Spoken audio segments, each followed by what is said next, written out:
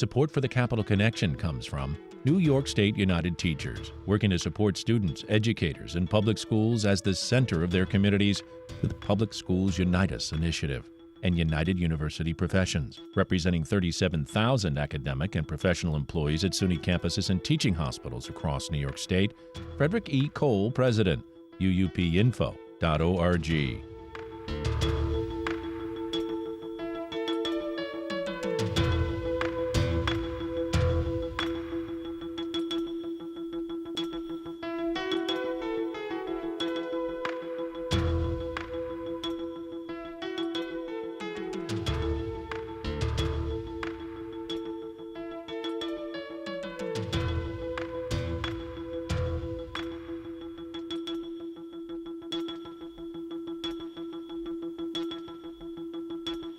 It's the Capital Connection. Hi, I'm David Gustina. Joining us this week, New York State Assembly Majority Leader Crystal Peoples-Stokes. She's a Democrat and serves Buffalo's 141st Assembly District. Welcome back, Majority Leader Peoples-Stokes. Thank you. Thank you so much, David. It's my pleasure to be here.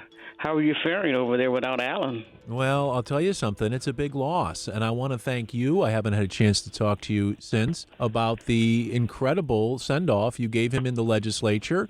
And, you know, he will be very missed here and is missed here at WAMC.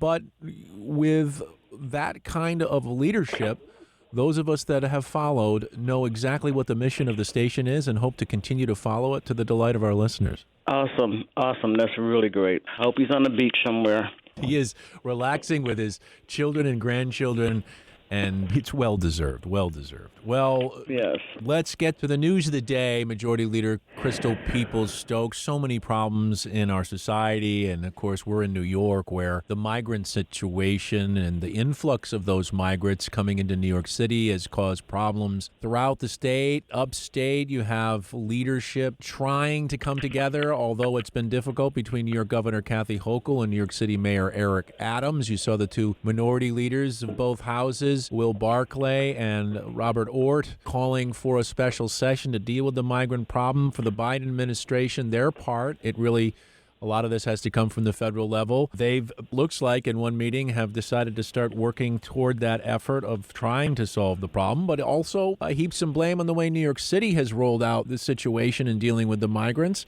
And then you have DocGo, the organization that's responsible for a lot of this, under a lot of criticism. Where's your head at right now, Majority Leader Crystal Peoples-Stokes, when it comes to migrants in upstate New York? Well, you know what? I do understand what a problem is created.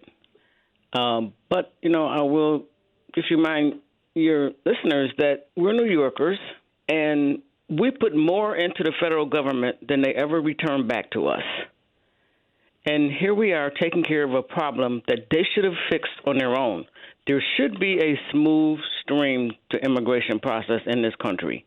We always knew that other people would want to come here because, quite frankly, there is no one in this country now that wasn't originally here except the Native Americans and, of course, black people who were brought here just to build the economy. And so to now suggest that there's no pathway for other people who are coming from countries where they are being hurt, their families are being killed, they're losing so much, and they're struggling to get here because we've created that kind of economy that they feel they can thrive in. And honestly, I think that they can thrive here too, because we have a lot of employers who are looking for people to work. And quite frankly, these people are willing to work. So if the federal government would do what they should do, and that is, one, create a smooth immigration process, a smooth asylum process, and or without the absence of either one of those, at least allow these people to work, I think we'd be in a better position. On, you know, the minority leaders calling for a special session, I think that's all just a political grandstanding. They both know who has the ability to call a special session, and if they have not reached out to them and had conversations and built an argument on why they think it should be necessary, then they're just politicizing to their constituency to, I guess in the short term, encourage people to be haters and support them in re-election bids. And I, quite honestly, don't see that as being a moral, humanitarian thing to do. Now, I will say this. New York State does not have the same legal status for accepting asylum seekers in the way that New York City does. And no one should try to make New York have that. New York City has its ability to make that decision for themselves. They did. They should not try to make that decision for all of New York State. Secondly, I will say this. If New Yorkers were any way like the Texans or the Floridians, whose government decided to put these people on buses and or planes, however they sent them here, and send them to New York, if we were any way like them, we would have sent them back to where they came from to Texas and Florida. But we didn't do that because we feel, I think that this is a humanitarian issue. It's not like these people are coming from comfortable homes where they're living a leisure lifestyle. They're living in fear. And a lot of people who are in this country over the decades came here because they were living in fear and they were looking for opportunity. Both of those things can be fixed if we work together as opposed to working in opposition, making everything about politics, about who's going to be elected and who's not going to be elected. The fact of the matter is, at the end of the day, we claim that we trust God. We trust in God. Well, this is not godly for you to send people back into a harmful environment that they know is harmful and you know is harmful. Let's try to figure out how to make their lives safe and secure. That's what we should be discussing, not ways to stop them from being here. So then, would a special session be helpful? You mentioned the federal government. Obviously, they play a huge role in this. But in terms of humanitarianism, these people, many of them are children, are suffering right now. Is there something a special session in New York can do to help that? What would a special session do to help that? That's the question I would ask them. If it's about are they looking for resources for these governments to have additional resources to help them? I think that our budgetary structure is such that there are resources that they could use for that the governor could make that decision. And by the way, she's already given $1 billion to New York City. That wasn't in our budget of last year, but it happened. And so I believe that there are ways that this can be fixed. If it's about money, let's just figure out how to fix it without necessarily doing a special session, because we're out of our budget process. So we want to change the budget structure in order to have a special session to get resources here. I don't think that that's necessary. Well, one anecdotal remark I'll make. We're speaking with New York State Assembly Majority Leader Crystal Peoples-Stokes. I was looking at the post that the minority leaders put up about the special session, and down below on the comments section on social media, one person said, "There's only one way to handle this: deport them." You know, so many people, we don't like to think about it in our country, subscribe to NIMBYism. Not in my backyard. You go away. I don't want you here. Well, suppose someone had said that to their ancestors when they came here 50, 60 years ago. They wouldn't even be here. Put yourself in the position that these people are. You're supposed to treat people like you want to be treated. You're not supposed to treat them any other way. And I just think it's cruel that people would think like that. And I said this earlier, and I'll repeat it. African Americans were brought here for one reason, and that's to build the U.S. economy. And we didn't even get paid during slavery, okay? In spite of what DeSantis thinks. There's no real benefit in that for us. But what we did do as a result of being enslaved is build the entire American economy. How dare we be a people who would not want to share that, even though we still haven't gotten our full due. But the people who have taken advantage of the full due on the backs of this kind of labor and still taken advantage of it and still control the cold economy now wants to exclude other people, there's something wrong with that thought process. And I don't know how to help people fix that. All I know what to do is to say you have to treat people fairly. And now I will say this. I think that the county executive probably should have reached out to local government electeds and had a conversation with him before he just said, okay, just send them to Erie County, because there are other governments here. Now, maybe they wouldn't have agreed with his position, or maybe they might have agreed with his position. Maybe they would have asked him for resources. You never know what they would have. But you got to have conversations. You just can't unilaterally decide to make moves in people's governments without their input. That I do think could have been done differently, much like I don't think the mayor of New York City should have just decided he's going to send people somewhere without having conversations with people before he did it. That would, I think, would have been fair.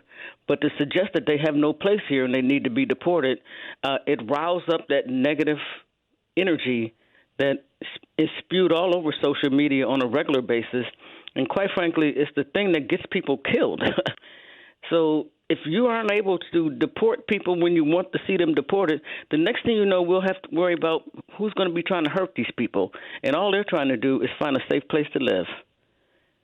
And we're supposed to be a country of good neighbors. I mean, we're supposed to be a country that, offers opportunity for people. That's not offering opportunity at all. So there are a lot of things that need to happen in order to solve this problem, but one of them is not deporting the people. That's not going to solve the problem.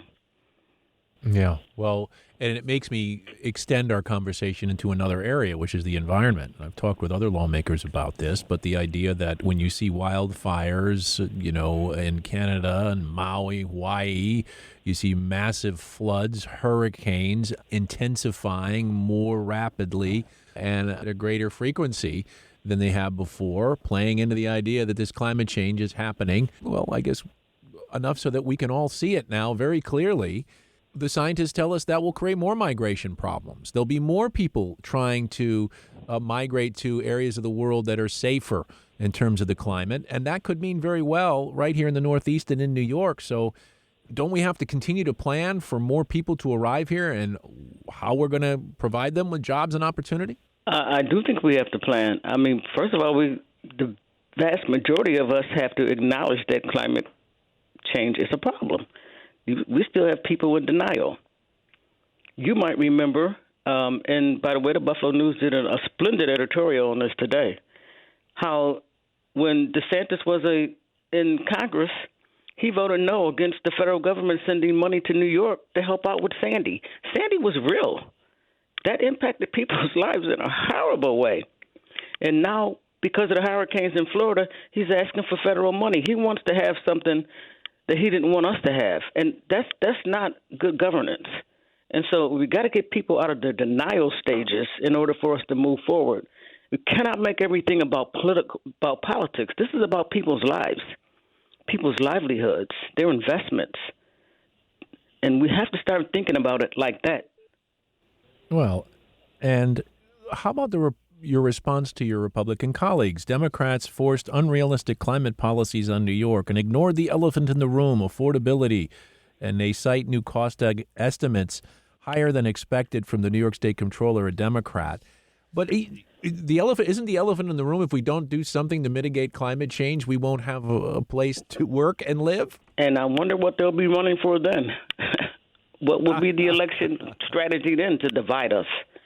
I guess they'll have to come up with a new one. We do have to do something about our environment. I mean, I, in some ways, feel a little reluctant myself because you get so used to these conveniences that you enjoyed for so long.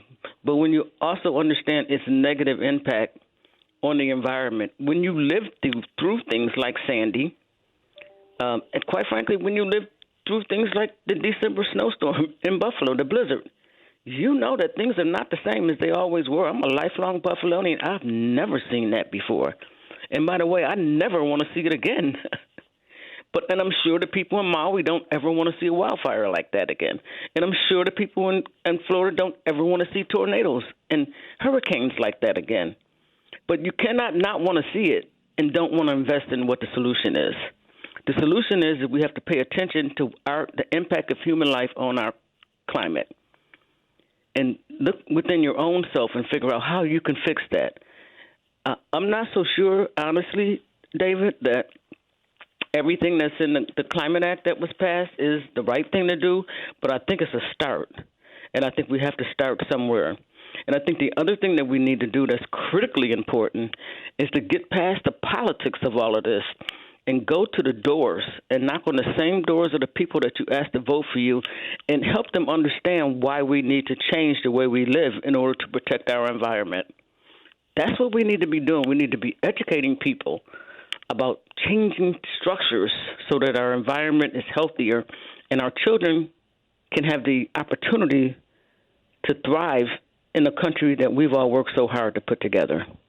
And it would seem to me, Majority Leader Crystal Peoples-Stokes, that the two parties, at least in New York, could come together over an issue of, let's say, infrastructure, where we simply need better constructed bridges and roads and with crime-resistant materials, and that puts men and women in hard hats on the ground working. Couldn't we come together over that? Exactly. Absolutely. I don't see why we can't. I guess the only reason why we can't is there's politics. People don't want you to be successful. They don't want you to make decisions. The Governor Hochul to make decisions that will be beneficial to New Yorkers because they might like her enough to want to vote for her again. And you have to find a reason to be in opposition when I don't think we should find reasons to be in opposition. Why don't we find reasons to be on the same page? It is possible, by the way, for us to be on the same page. I just don't know how we get there. Even though I'm born in a family who my dad was always Democrat, my mother was always Republican, it worked. There were disagreements, no question. There were differences of opinions, no question. But at the end of the day, we all worked together collectively as a family, and we all thrived. And so I think that can happen in our society. And I wish that we could get to the point where we would try that. By the way, I feel like I'm the friend of everybody that serves in state government. I'm not ever going to do anything wrong to them. I'm going to always do what I think is right for the constituency, not just that I directly represent, but the constituency across the state. And I would hope that they would feel the same way, that we can have these conversations. And at the end of the day, even if we disagree on the implementation of it, let us think through how we can get to the same point, maybe in a different way. Maybe they have some different strategies about how it can be done. Let's talk about that. But let's don't say that it's not real. It is real. Yeah, well, and, compromise could be real. That's what we're missing here, compromise. Let's take bail reform, for example. You can't have people languishing in jail if they can't afford to get out. But there seems to me at least, that on some level there may be a record with someone, their dangerousness, whether they recommitted crimes, and a judge maybe should be able to have discretion. Can't both sides come together on this? Absolutely. As a matter of fact, if you look at the past history, judges have always had discretion, and that's how come so many people ended up in jail who couldn't afford bail, because it was under their discretion that they made that call. I don't understand why people don't think they have discretion now. By the way, if there are people who say, "Oh, I'm just going to keep doing this crime because they're not going to lock me up," you come before the same judge 3 times, 2 times, and you keep doing the same thing, you should go to jail. That's the judge's discretion. Use it. Don't say, "Oh, I can't because the law says I can't." No, that's not what the law says. If you were a repeat offender, you have violated your privilege to not have bail. You violated that. You can't take advantage of a system that's set up to be a benefit to you. By the way, you're only 1% of the people that's doing that, and the rest of the 99% people are living thriving lives because we passed bail reform. Let us allow them to keep moving forward and penalize the people who want to abuse the system. Is there a misperception about crime? In other words, we see when you look at the crime statistics that crime across the board has basically gone down over the years. Now, we've seen an uptick in gun-related shootings, especially among young people in a lot of our inner cities. And that's whole nother discussion about illegal guns and the gun problem in our country. But what about the perception of how bad it is out there? Well, if you're really looking at crime statistics, not just across New York State, but across the nation, you will find that, Georgia, Texas, even Florida in some instances have much higher crime than there is, say, in New York. And if you want to talk about law enforcement, there is a Republican guy running for president who's been indicted 2 times and about to be indicted again. He's running for president and making money on the fact that he's violating the law. So you can't, on one hand, be pro-law enforcement, and then on the other hand, give people a wink and a wave because you want them to be president. That's so oxymoron. I mean, this is why Americans are beginning not to trust government, because you can't trust what people are going to say. That's the real issue, isn't it, Crystal Peoples-Stokes, Yes. is our loss of faith in institutions. You see it all over the place. It's not just government, healthcare, education, all these areas which even, your own doctors, some people don't trust some of the vaccines and that kind of thing. When you see that kind of lack of faith, isn't that a warning to our society? It's a warning that we're all headed the wrong way, and I am prayerful and really hopeful that we'll see the error of our ways and reverse that and begin to work in the best interest of people, which is what government is supposed to do. We're speaking not in its own interest to be elected, but in the best interest of people. Well, I know we're running out of time quickly here, but I do want to at least talk to you about cannabis, marijuana, and the problems with the rollout here in New York. You've been a big advocate for this. A lot of minority communities were hurt by it. You had special requirements in the legislation that those were hurt most by the Rockefeller drug laws would have the right to open their own dispensary to reap the reward that they were punished for. You've got now another lawsuit because of that. My goodness, it's caused problems with farmers and opening of dispensaries and a lot of people upset. Yeah, and I'm one of those people that's upset, as well as my co-sponsor, Liz Kruger. She and I are in conversations on this regularly. In fact, we're in the process of crafting an editorial opinion so we can perhaps explain to society and in the judiciary community as well, is that you can't keep listening. Well, you can listen to anybody you like to listen to, but we understand that the intent of this legislation is to do exactly what OCM has laid out.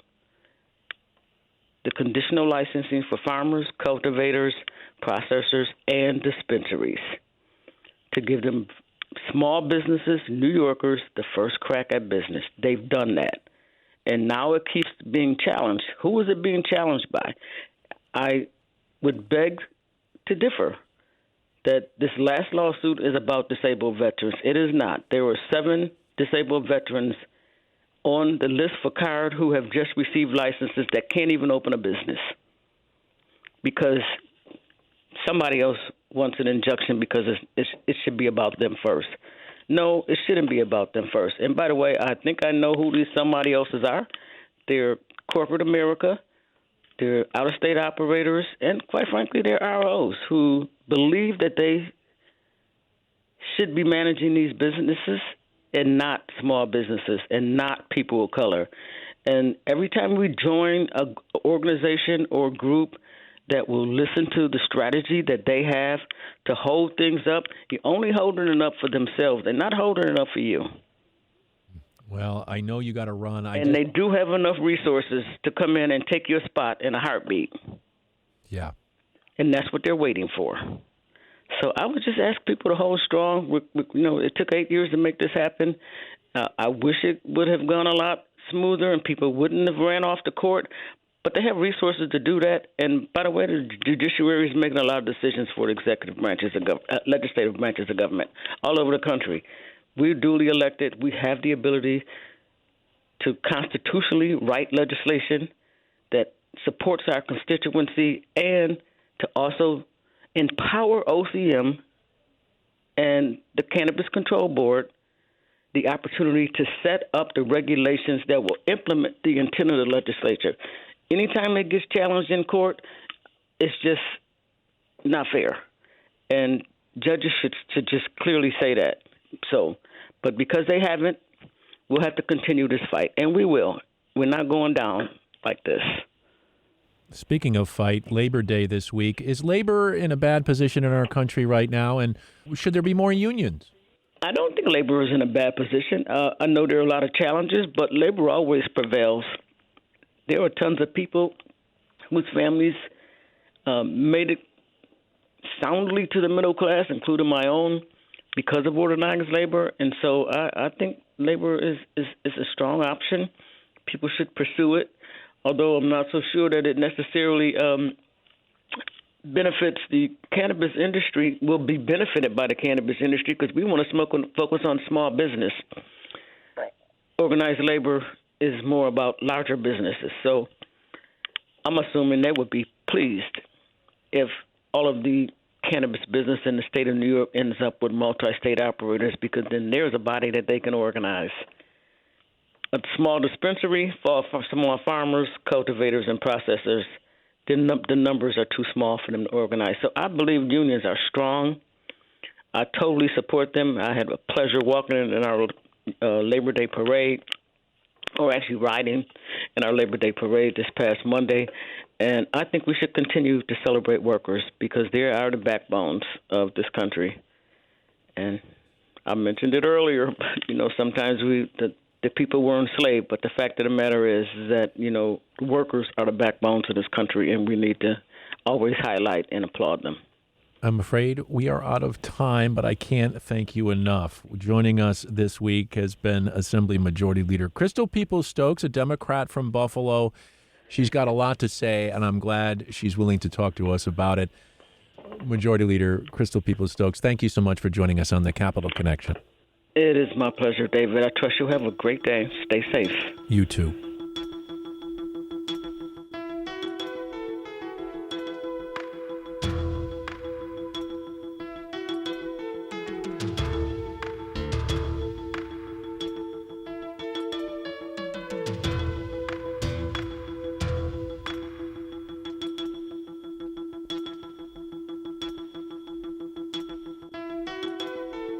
Support for the Capital Connection comes from New York State United Teachers, working to support students, educators, and public schools as the center of their communities through the Public Schools Unite Us initiative.